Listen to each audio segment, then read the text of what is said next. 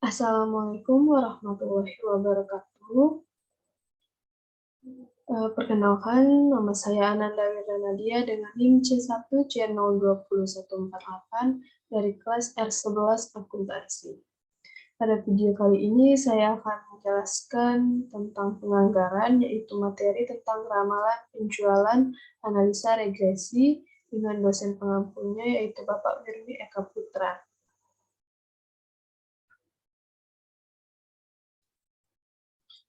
Baik, pada video kali ini ada pokok bahasan yang dibahas, yaitu yang pertama pengertian regresi, yang kedua jenis analisis regresi, yang ketiga rumus analisa regresi, dan yang terakhir yaitu tentang tujuan dan kegunaan analisa regresi. Masuk ke pembahasan yang pertama, yaitu tentang pengertian regresi. Analisis regresi dalam statistika adalah salah satu metode untuk menentukan hubungan sebab-akibat antara satu variabel dengan variabel-variabel yang lain. Variabel penyebab disebut dengan bermacam-macam istilah. Ada variabel penjelas, variabel explanatory, variabel independen, atau secara bebas. Variabel X karena seringkali digambarkan dalam grafik sebagai absis atau sumbu X. Variabel terkenal akibat dikenal sebagai variabel yang dipengaruhi, variabel dependen, variabel terikat, atau variabel Y. Kedua variabel ini dapat merupakan variabel acak atau random, namun variabel yang dipengaruhi harus selalu variabel acak. Analisis regresi adalah salah satu analisis yang paling populer dan luas pemakaiannya. Masuk ke pokok bahasan yang kedua, yaitu tentang jenis-jenis analisis regresi. Jenis-jenis analisis regresi ini terbagi menjadi 5, yaitu ada analisis regresi linier, analisis regresi logistik, dan analisis regresi polinomial, analisis regresi bertahap, dan analisis regresi ridge.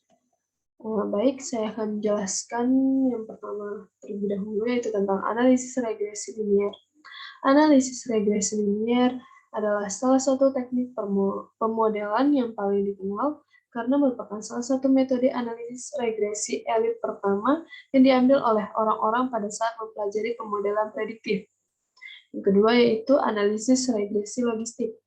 Regresi logistik biasanya digunakan untuk menentukan probabilitas event sama dengan sukses dan event sama dengan failure.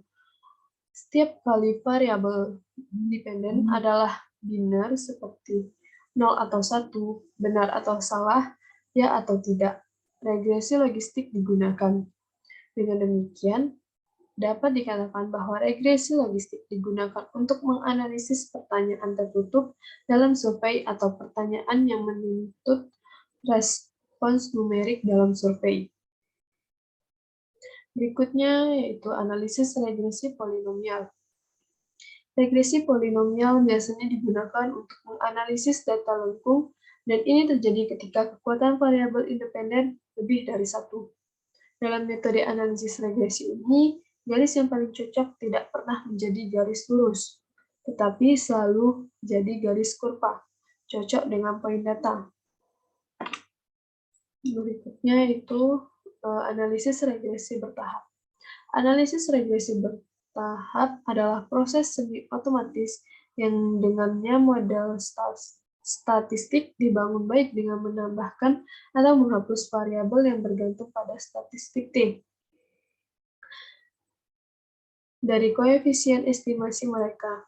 Jika digunakan dengan benar, regresi bertahap akan memberi kita data yang lebih kuat daripada metode apapun. Ini berfungsi dengan baik saat kita bekerja dengan sejumlah besar variabel independen. Dan terakhir yaitu jenis analisis regresi ridge. Regresi ridge didasarkan pada metode kuadrat terkecil biasa yang digunakan untuk menganalisis data multikolinialitas atau data di mana variabel independen sangat berkorelasi. Koliniaritas dapat dijelaskan sebagai hubungan yang hampir linier antara variabel. Setiap kali terjadi multikoliniaritas, perkiraan kuadrat terkecil tidak akan bias, tetapi Jika perbedaan di antara keduanya lebih besar, maka itu mungkin jauh dari nilai sebenarnya. Namun, regresi Rich menghilangkan kesalahan standar dengan menambahkan beberapa tingkat bias ke perkiraan regresi dengan motif untuk memberikan perkiraan yang lebih dapat diandalkan. Kemudian masuk pembahasan berikutnya, yaitu tentang rumus analisis regresi. Rumus analisis regresi ini ada dua, yaitu regresi linear sederhana dan regresi linear berganda. Yang pertama itu regresi linear sederhana. Analisis regresi linear sederhana digunakan untuk mengukur pengaruh antara satu variabel prediktor atau variabel bebas terhadap variabel terikat. Rumusnya yaitu Y sama dengan A tambah BX, di mana Y sama dengan variabel terikat, A sama dengan nilai intercept atau konstanta, B sama dengan koefisien regresi, dan X sama dengan variabel bebas. Berikutnya yaitu regresi linear berganda. Analisis regresi linear berganda digunakan untuk mengukur pengaruh antara lebih dari satu variabel prediktor atau variabel bebas terhadap variabel terikat.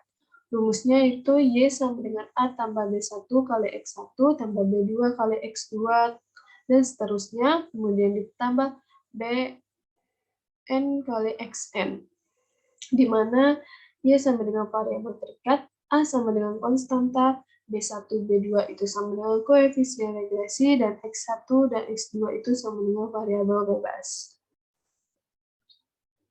Lanjut masuk ke pembahasan yang terakhir, yaitu tujuan dan kegunaan analisis regresi. Ada beberapa tujuan penggunaan analisis regresi, diantaranya yaitu membuat estimasi rata-rata dan nilai variabel tergantung dengan didasari pada nilai variabel bebas. Yang kedua yaitu menguji hipotesis karakteristik dependensi, dan yang terakhir yaitu untuk meramalkan nilai rata-rata variabel bebas dengan didasarkan pada nilai variabel bebas di luar jangkauan sampel.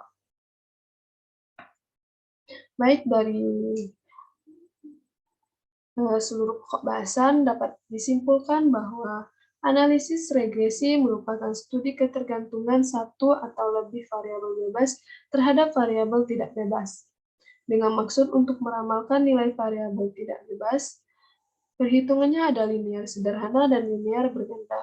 Setelah perhitungan didapat persamaan yang baru, maka bisa menentukan atau membuat grafik regresi. Analisis regresi atau peramalan adalah suatu proses memperkirakan secara sistematis tentang apa yang paling mungkin terjadi di masa yang akan datang berdasarkan informasi masa lalu dan sekarang yang dimiliki agar kesalahannya dapat diperkecil. Kesamaan garis regresi adalah model hubungan antara dua variabel atau lebih, yaitu antara variabel bergantung, dependent variable, dengan variabel bebasnya. Baiklah, demikian materi pada video kali ini yang dapat saya jelaskan. Mohon maaf apabila ada kesalahan. Saya akhiri dengan wassalamualaikum warahmatullahi wabarakatuh.